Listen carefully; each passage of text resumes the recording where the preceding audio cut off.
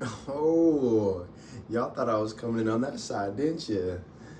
Not today. What's up, everybody? Welcome back to day 17 of 75 Hard and another day of living the Word of God. Thank you all for being here. My name is Noah Whitman. I am so excited to share with you all the things from today. It was a really good Sabbath day. I'll put it that way. Slept in, got up, had a nice breakfast, spent some time watching a TV show I've been watching again. It's called Once Upon a Time.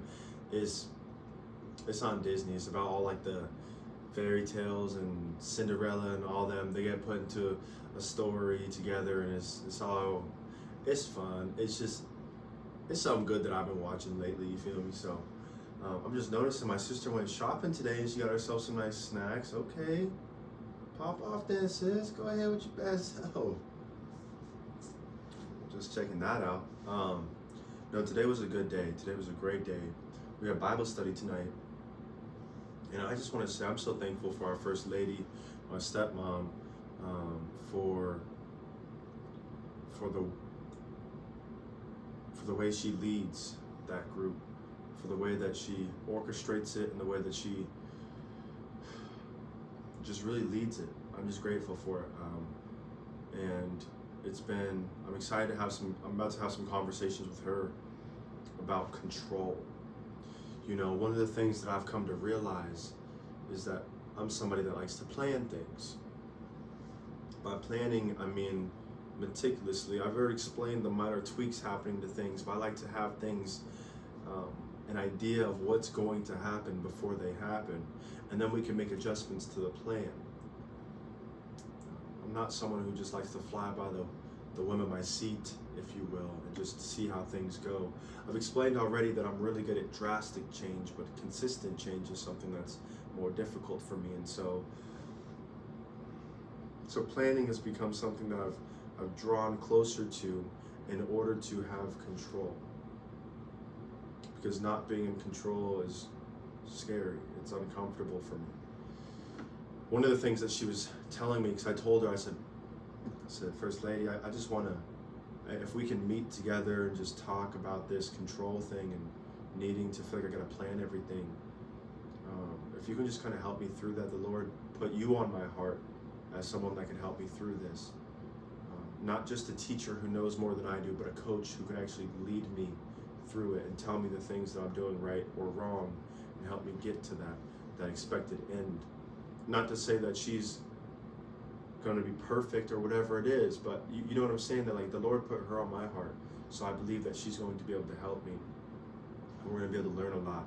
I'm going to be able to learn a lot from her, and so I think it's going to be good. But she had told me, in planning, we have to understand that not everybody else plans. And I've said this before, that just because you don't prepare the same way somebody else does not mean that they're not prepared, right? She said that other people don't plan the way that you plan, and we get good because we'll actually put things on their plate that they don't need. But we're good at making it seem as though it's something that they need to be doing. And it's like, wow. Yeah. I get that this isn't important to you right now, but I'm planning for what's to come, and this is something I need answered, and something you should be doing right now, and you're not doing it. Man. But to realize that you're putting something on their plate that they don't need right now, even though they're not doing it, maybe they should be, it's not for them right now. And so that's just something I'm really looking forward to, having that conversation with her. Again, it's not going to be easy. I'm not going to like all of it. It's going to be difficult, all the things, but it's going to be good. I've really been intentional about doing something I don't want to do every single day. Doing the hard thing. You want to have the conversation, and that would be the easy way out for you? Sit in it. Don't have it. Go talk to God. Pray about it. You want to lay in bed and not get up because your alarm went off? Get up. You're tired? Should have went to bed earlier. Take a nap later. Get up. Let's go. We got work to do. You know what I'm saying? So That's, you don't want to make your bed, make it. It sucks. Get up. We got work to do. You know what I'm saying? So it's a journey, guys. It's a journey day by day. But I'm understanding that God is with me. That I'm not just doing this alone, but God is with me. And more than that, He's leading me into truths. He's guiding me, directing me. His rod and His staff, they comfort me. Yea, though I walk through the valley of the shadow of death, I shall fear no evil. God is with me. And as I'm going through these hard places, the Lord is with me. I started writing out my book yesterday. And it was very difficult to get to some parts of it. Because I had to remind myself of some of the things that I've been through. Nevertheless, the most difficult part of the process is not sugarcoating the truth, but not the one I tell to myself, the one that gets expressed to other people. See, the Lord told me that in this book, I cannot be someone who controls, contorts, and manipulates the narrative.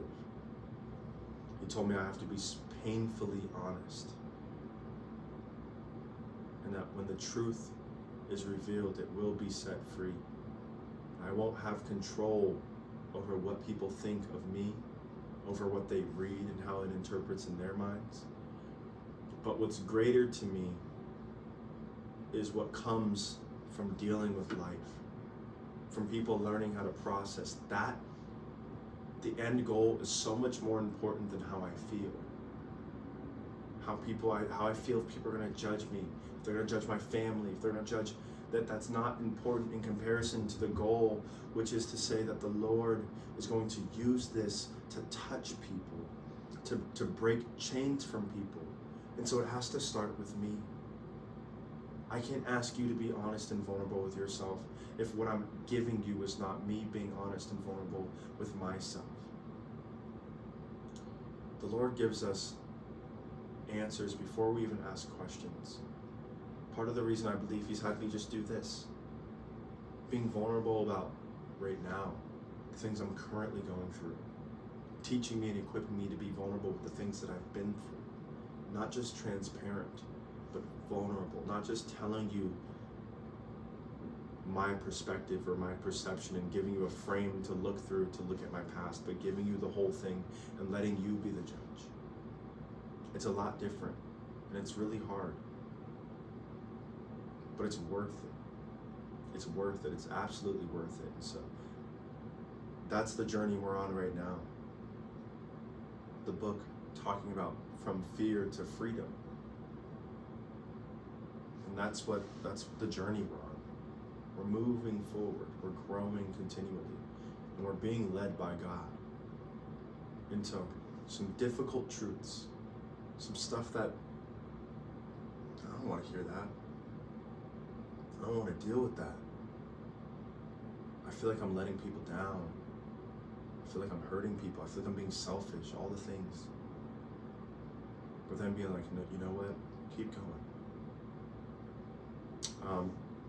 Yesterday was a great day too. Last night I ended up going to my mama's house. We had dinner together. It was wonderful. I love my mama. I was so happy to see her. And one of her friends came over that she goes to church with and whatnot. Beautiful woman. She was so kind. Just a pure heart. Just awesome. But she's dealing with some things and struggling with some things. And just seeing the way that my mom was able to show up for her, interact with her, just be present with her was really cool. I really enjoyed it. And so I'm excited just to keep growing in that relationship. Her friend was someone that we're gonna go over to their house and have, you know, a little game night or something and hang out over there. And so I thought that was really cool. Just being able to express that. But again, it's like, I just gotta be real about the things I'm dealing with. Gotta be real. And I understand that in comparison to a lot of other people, it ain't much. It ain't much. But it's real. It's really real. And it's present to me. So that's something that I'm learning to deal with. Another one of my friends, maybe even the first friend that I've grown, like the first friendship that I have in recent memory of actually developing a friendship. I haven't really shared this too much, but in my experience with women, I learned how to court women into bed without developing a friendship with them. So I knew how to, and it feels just like really nasty to say, but essentially get what I wanted, without any, I feel like God gave me this spirit of people being comfortable with me, being able to open up to me, which is funny because I wouldn't do that with them. I would tell them things to make them feel comfortable, make them feel like whatever, right? And then I would sleep with them. And so there's this journey that I was okay, I'm not sleeping with them anymore. I'm done sleeping with women. And so now I still spoke to them as if I was going to, knowing that I wasn't going to. And now I've gotten to this point where I had to put up some hard boundaries because I didn't trust myself. I knew that I wouldn't do it, and I trusted that I wouldn't do it. But I didn't know how to not talk as though I was going to go there, And so with this friend Jordan, I told her, I was like, look, we can't hang out one-on-one, even if that be in public settings. I only want to hang out with you in groups, and yada, yada, yada. And I told her the reasons why, and she's like, you know what, no, I understand, that's okay. Like, it kind of sucks, like, I like hanging out with you, but like, if that's what you have to do, that's okay, I understand. I was like, great, okay, cool. All right, cool, yeah, fine, yeah. But then what I realized, was I put the boundary way out there because I didn't trust myself. But the more that I'm growing, the more I'm learning, the more God's healing me. She was at Bible study tonight, and I talked with her after Bible study. I said, hey, look, I want to reestablish this boundary, but I want to move it. I think we can hang out. It is going to be in public spaces. I don't want to hang out with you one-on-one in private. I don't want to be in your car with you. I don't want to be you in my car with me. I don't want to be at each other's houses. That's not how I want this to be, but I'm willing to say, let's hang out in public spaces, let's hang out and just be friends with each other and just hang out and not expect anything more. But to see that change and to actually be okay with that, I was like, God, you're doing some wonderful work in me. You're healing me so much and just growing this trust, because now I get to be there and show up for her when she needs a friend. It's not just about me, she needs a friend too. She needs people to talk to and to deal with and deal with life. And so now being able to be like, God, you're healing me so that way I can be there for other people too. It's a wonderful thing. It's a wonderful thing. And so I told her again, and if she ever sees this, cool, like, I appreciate you and our friendship. You've helped me grow as a man, as a friend, as a brother, to just be there for people and to not expect anything from them. And so I appreciate that. So all the people out there that think men and women can't be friends, they can. They absolutely can. And you gotta be honest with yourselves. They have to have boundaries. They have to respect each other and respect each other's boundaries. And I think that her and I's relationship is a great example of that. So, I didn't even know how to be friends with people before. And every time I started growing in friendships with people, aside from the people that I grew up with, I would lose their friendship because I just wanted to please them. I wanted to do whatever they wanted me to do. I did whatever I thought they wanted me to do so that way they would like me. Let me just be like you as much as possible. And that's not genuine. was a shell of a man living before. But now, I'm walking in this freedom, walking in integrity, walking in the courage and strength of God, putting on the helm of salvation daily, with a shield to block out the fiery darts of the enemy. I'm a child of God. And understanding my identity means I get to walk in boldness. And so now, I don't want to do that. I'm okay. You want to do that? Go for it. That's not me. Let me try it. I didn't like it. Now y'all have it. Come on, do this, do this, do. And I got even really good at doing the things that other people wanted me to do. So now it's like, all right. Well, we want you to do this. So I'll do it every once in a while, but I don't want to do that. I want to do this. You know what I'm saying? So that's been a really good process, a really big part of my journey, is learning. And I've been telling y'all this, we're on day 17 now. I remember speaking about this earlier on in the first week, talking about one of my favorite things that I've been doing is failing so I can learn and so I can grow from that. I feel like the Lord is growing me so much, teaching me so much, and being so intentional about the things that He's doing. And it all comes from a place of surrender. Lord, I surrender. My brother and I today, we had a great conversation. I haven't seen him in quite some time. Isaiah. And our conversation today was so honest, so raw, so real. And I was able to tell him exactly how I felt, and he heard me and he listened to me. And he told me how he felt, and I heard and I listened to him. And we were able to be like, all right, dude. One of the things he was telling me is, I told him that, I said, because you're not reaching out in the things, it makes me feel as though you're okay with where our relationship is. And so because you're okay with that, I don't want to put pressure on you for it to be more. And he expressed to me that it's not where he wants it to be, but he doesn't have capacity for it to be more. He can't pursue it the way he wants to. And I was like, dude, that was like relief. It was relief because here I am just making up all these narratives in my head, making up all these stories of what it is. He's content with where it's at. He doesn't really care, blah, blah, blah, blah, blah. All these things, right? And that wasn't even the case at all. Is he wants it, but he can't have it right now because he's at capacity. And being like, okay, bro, but even if that hurts me, I can respect that. Because I know that you love me, and I know that you want to be there, but you just can't right now. It's just the season we're in, and that's okay. But let me know so I can be there for you, so I can pray for you, so I can cover you, so I can take care of you. That's the way it's like. I think sometimes, and this is me speaking, sometimes I get so like I know what's going on.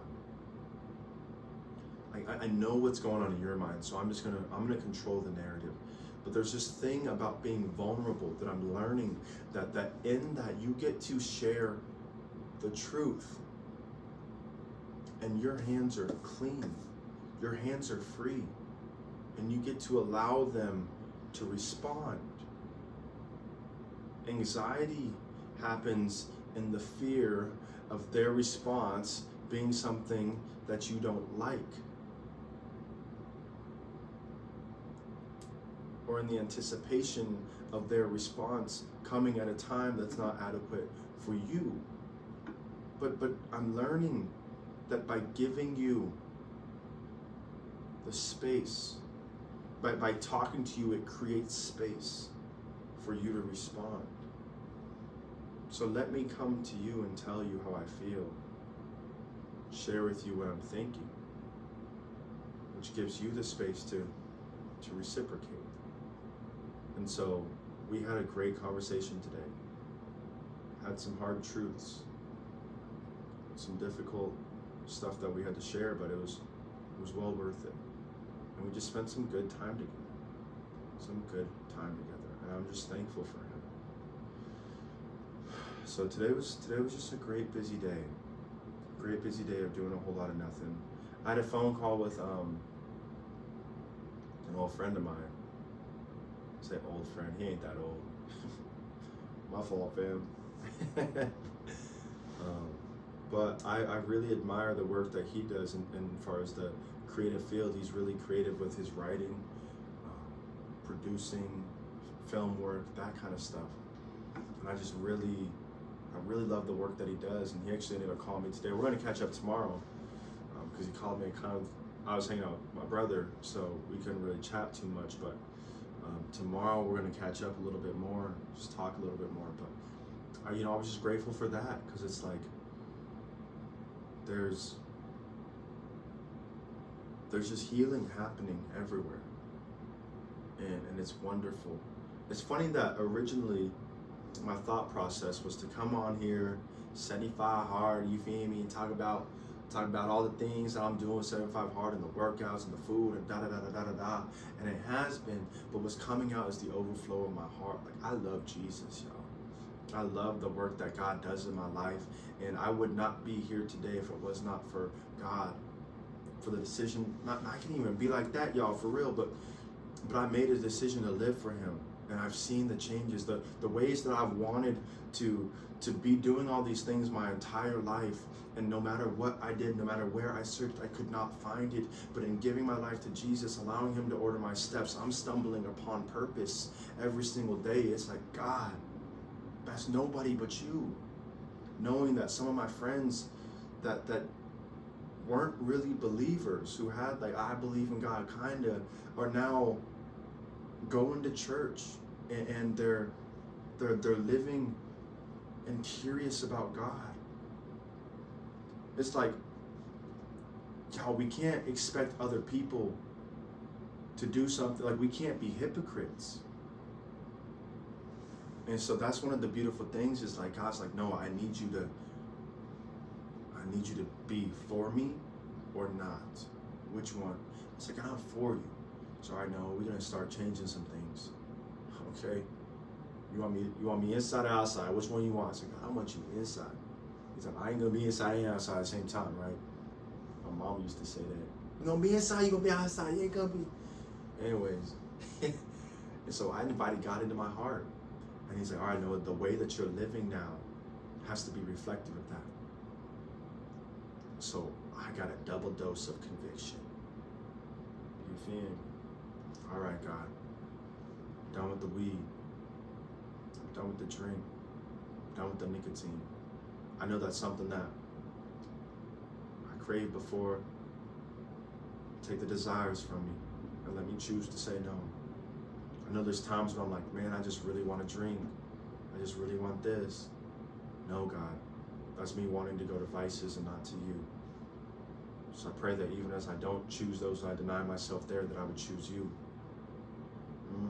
There's times when I get uneasy and I want to go to watching videos, running and coping, like I've described in last videos. I don't really like saying that word a whole lot. Not to say that it like has a bunch of power, but that P word, I don't like talking about that. But that was something, God, that I went to and I ran to instead of going to you. But see, that's the thing, is a lot of people don't see that secret. They know when you're drinking, they know when you're smoking, they know when you're vaping, they know when you're cussing, they know when you're, right? It's so obvious, it's on the outside, it's like wearing clothes, they see it from a mile away. But that one, that secret one, watching videos behind closed doors, nobody knew about it. And so that one felt like a personal. It's just like, now you guys are seeing me live a Christian life, but behind closed doors, I'm not really being obedient, and I'm struggling. But I'm not willing to share that and be vulnerable about it, right? And so God's just been working on me, step by step by step, and now it's like, all right, God, this is something that I'm willing. Here's the thing, y'all. I was reading through 1 Samuel, and it said that the Lord came upon David, right? But David was still a shepherd at the time. And where am I going with this? Lord, help me. Anyways, David gets up to face Goliath. And the thing that a lot of us, this is it, y'all, is weed, alcohol, nicotine, that was not my Goliath. This lust, that's it, right? But David didn't just go defeat Goliath. David defeated lions and bears, and the Lord protected him from the paw of the bear and from the paw of the lion. He said, so too will the Lord protect me from the hand of Goliath, right? And so what I'm trying to show and demonstrate here is so many preachers are like, go defeat your Goliath, but you haven't even defeated your bear. You haven't even defeated your lion. So stop lying to yourself, acting like you bear God's armor. No, we got to deal with those things first. It's a process to be equipped to take down Goliath. You know what I'm saying? And so here too is me understanding that, wow, God, I want to defeat this. Okay, Noah, I know that that's what you want to do right now. And I know that that's where you want to get to. And we're going to get there. And actually, I'm going to start taking you there. But on the way there, we got to defeat some other things first. On the way there, we got to take care of some of these other problems first. You know what I'm saying? Oh, you want a nicer stove, but your stove works. And you don't have any pots and pans. You don't have any silverware. You don't have any plates. Let's get those on the way to getting a stove. And that was a very dumb example. But do you understand what I'm saying? Oh, you have a goal in mind? That's a big goal. And let's get there, but we got to start here. We got to work our way there. Because if you just go to that goal, my goal to run a marathon, could I just go out and do a marathon tomorrow? I probably could. But what would happen if I did? My body would break. It would hurt. I'd be down bad and I wouldn't be able to keep moving forward. That's the thing. God doesn't just want us to be able to do it one time and be done with it. No. He prepares us and equips us so that when we do it, we don't fold and break under the pressure. Okay, no, you're going to build up to a marathon. And you're going to do that. And you're going to be good. Yes, it's going to hurt for a couple days after, but you're not going to be down for a couple weeks. You're not going to be broken and bruised. Well, you might be bruised and maybe broken too. I don't know. But you get what I'm saying? Like, you're going to be able to make it there. And you're going to be okay. Goliath is up here, but you've defeated bears and lions. And now this is just the next step in your journey. Because what people don't realize is, yes, Goliath was a big problem. But Goliath was not the biggest problem David had to deal with. Even in defeating bears, even in defeating lions, even in defeating Goliath, even in defeating Philistine armies, he fell to lust.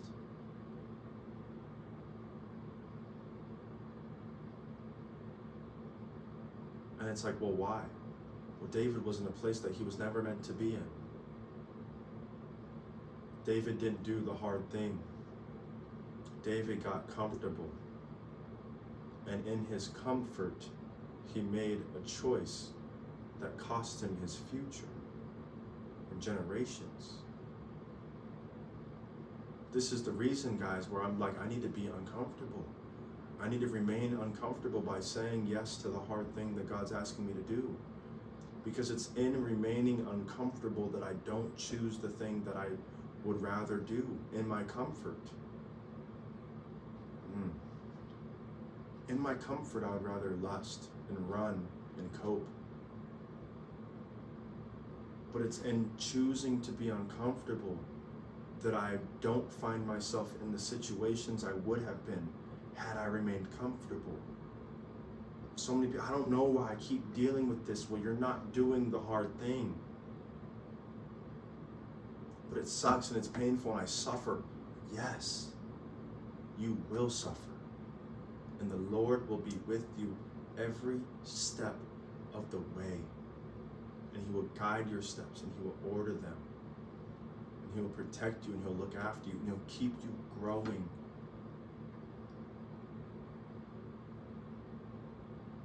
But when you become disconnected from the vine, you ripen so much quicker, and then you rot. And I think that's a cycle that so many of us get into. Is we get connected to the vine, we grow, and then we pull away and we disconnect. And we're okay for a short while. We're like, yes, we're doing so good, and our fruit is so delicious. And then it rots, and then we don't know who we are. Spiritually, we die. And so we go connect back into the vine, and we go through this cycle. And so that's just what I'm learning right now, guys. That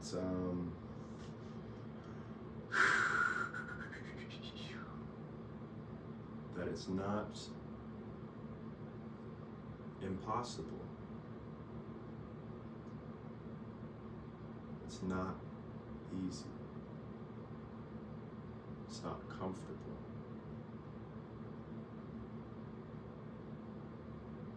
But it's good. You get what I'm saying? It's good. It's more than good. It's exactly what I need. So that's why I say that I'm doing things. I might be talking in circles, but that's why I say that I'm doing things that are hard, doing things that I don't want to do. And when I keep saying that, I'm not saying that like coping is something that I don't want to do. So when I say I'm doing things I don't want to do, I'm not talking about that. I use specific language for that. But when I'm saying like, I don't want to get up out of bed in the morning, and so I do it. Because it'd be so much easier to lay down and stay tired and give into that. But no, we're getting up. We're getting up with a purpose. I don't want to make my bed. It'd be easier just to leave it. No, we're getting up with a purpose. I don't want to make my breakfast. No, your body needs nutrition. Feed it. Like, you got to do the things that you don't want to do because you have to take care of you. Right? Ah, man, I don't want to take the trash out tonight. I don't care. Your house is going to be stinky. You got to take it out. Oh, man, I don't want to do my laundry tonight. When? Then do it. Oh, man, I just, and every time something comes up, I don't want to do this, do it. I don't want to do it. I don't want to do it. Now, granted, I ain't taking cold showers yet. I don't know if that's what I'm willing to do. You feel me? I've been doing hard stuff. That sound crazy. That sound, why? What for? You want me to take cold shower for what? Golly. Give me an inch, they want to take a mile. But yeah, life is wonderful. I'm just thankful to God for allowing me to do this. You know, I want to. This is so random, but I want to give this thought that I was thinking about earlier. I don't know if it was today or yesterday or when it was, but it was that relationships are a gift. It was yesterday, last night. I remember now. There's this idea that relationship is a gift. And being in relationship with God is a gift. But being in a relationship with other people is a gift too. And sometimes, watch this, we get caught up in the role that we begin to play. We prioritize that, not knowing that it's a gift to be in that position. And we don't appreciate the position we're in because we're hopeful that we'll get to be in that position forever. So what am I saying? If you are a father, if you are a husband, you're hopeful that you will be married all your days. to one woman all your days, that she'll be alive with you all your days.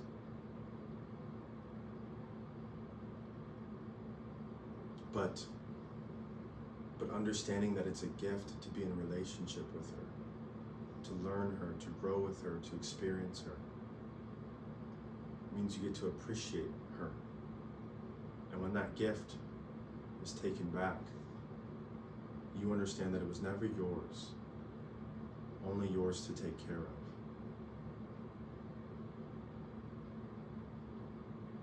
And so what happens then when that gets continued? When you're in a relationship and you have children, those children are gifts. And we get caught in the identity of being a parent, the role of being a parent, the role of being a spouse. And now when those kids grow up and they leave the house, we feel empty. Because who am I if I'm not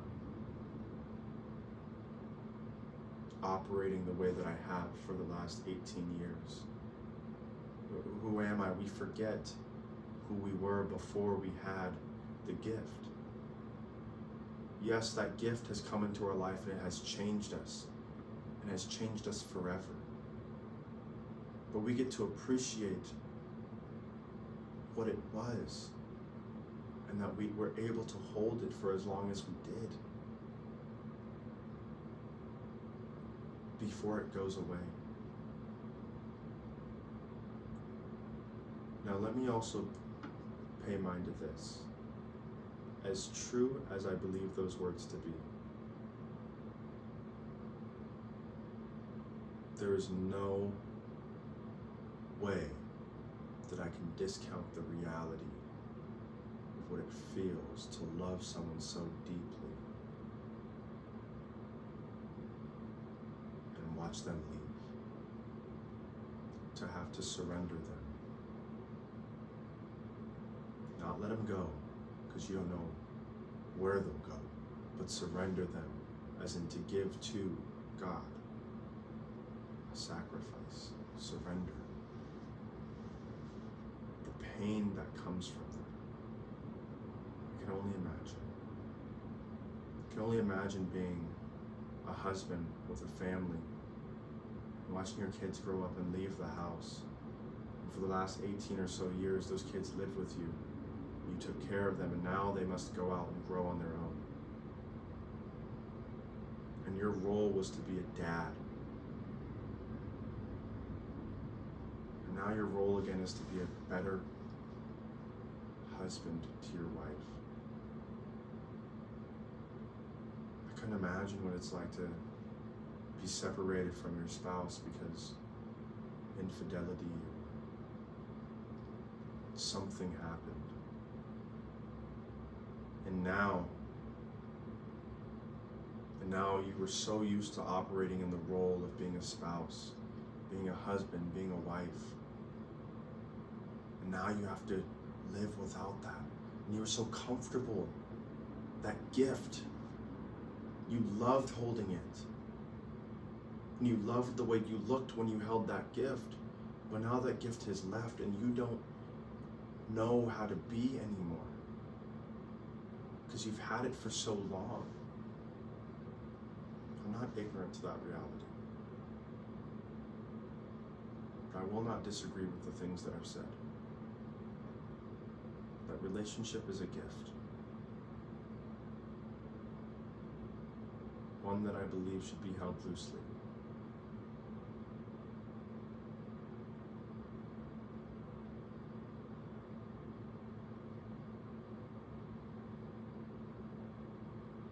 Like a gymnast on a bar. If they squeezed it too tightly, they wouldn't be able to spin around it.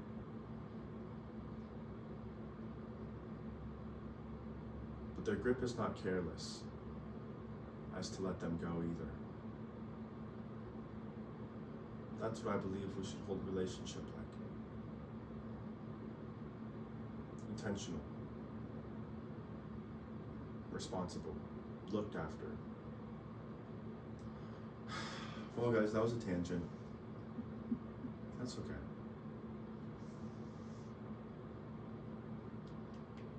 Tomorrow's day 18. We got chest atrophy. We're switching some things up.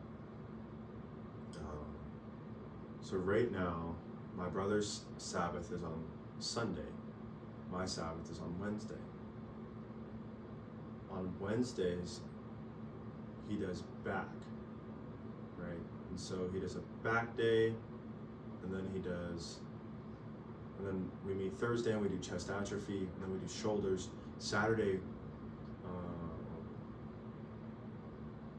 Friday, we do chest atrophy, and then we go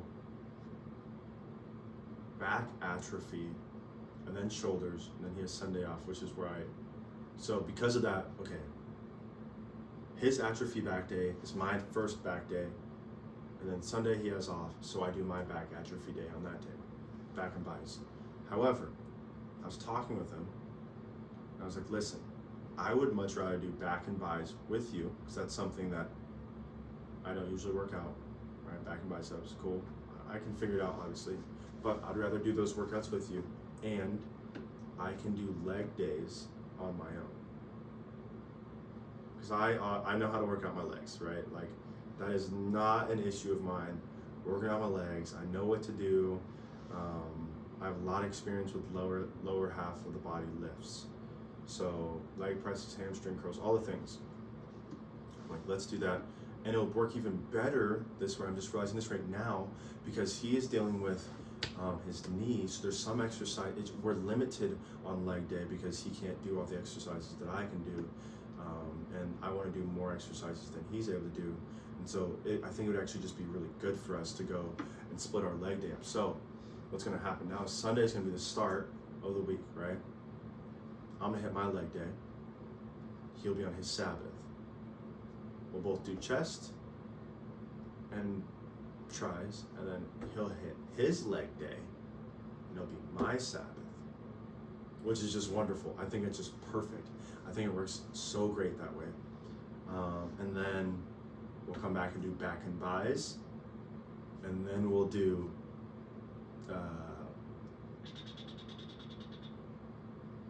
chest and tricep atrophy. Then we'll do shoulders and forearms, and then we'll do rear delts and all that. I guess it's part of the shoulder. And then we'll do back and bi atrophy, and then we'll start over. My leg day, his Sabbath, and it's great. And because also, here's the thing: is every Saturday I have my long run since I'm training for a marathon. So Saturdays are my long runs. So like this weekend I have an 8-mile run on Saturday, which is gonna be great. I gotta take some snacks with me, have some electrolytes and carbohydrate mix and waters and all the things. Like I'm really excited for it. First long run, first time I ran more than 7.4 miles actually, doing Bloomsday a couple years ago. But this will be the first long distance run that I've had in a great long while. So I'm really looking forward to it. It should take me somewhere around an hour and 40 minutes tops, hopefully, running about a 10-minute mile. Did I do that math right? 10-minute mile times 6, or an hour and 20 minutes? We'll probably put it around an hour and a half of running, which will be a good long distance run. You know, I mean, it would be, and maybe it'll be quicker, maybe it'll be shorter, who knows? I just know it's going to be a long run. I'm going to cover some distance, but I'm really looking forward to it. So I'm super excited about that. And then let's see where we're going from there. Just kind of, yeah, well, I start my long distance runs and we're just going to keep moving forward one day at a time, guys. So thank you for listening to my rambling here at the end. You know, maybe in the future I'll just cut that stuff out. But as for right now, this is kind of where we're at. You know what I mean? Yeah, dude, it's great. I'm so excited. I can feel my legs getting stronger and stronger. I can feel my body getting stronger. I can feel my mind getting stronger. And it's coming by doing the things that I don't want to do. So if I could encourage any of you, Set a goal. Set a goal that's hard. Go after it. Push for it. Push past the limitations in your mind, because what you'll come to realize is that you've been limiting yourself. There's so much more that you can do, so long as you're willing to become uncomfortable. Whether that be physical growth, whether that be spiritual growth or emotional growth, dealing with our traumas. Yes, it's hard to look at the truth in the face, especially when you've ran from it for so long. But I promise you, when you start to do the hard work, you'll start to find results in areas you didn't even know you were looking for.